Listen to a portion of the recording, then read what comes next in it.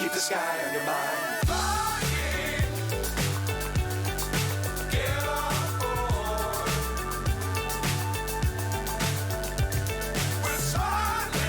Here's a quick and easy way to make tiramisu, and trust me, you're going to love it.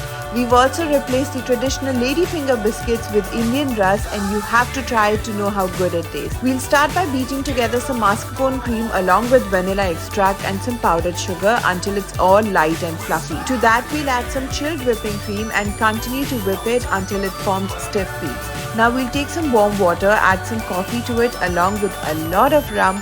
Mix it well together and then dunk our rusk into it, layer it up in your dish and then top it up with your mascarpone cream and spread it out evenly. Now continue the same process again until your dish is filled to the brim, and then we'll dust it with some cocoa powder. Let that chill in the refrigerator until it's all set. Serve and enjoy. If you find this valuable, please like the video and subscribe to our channel. It would mean so much. Thank you so much for watching.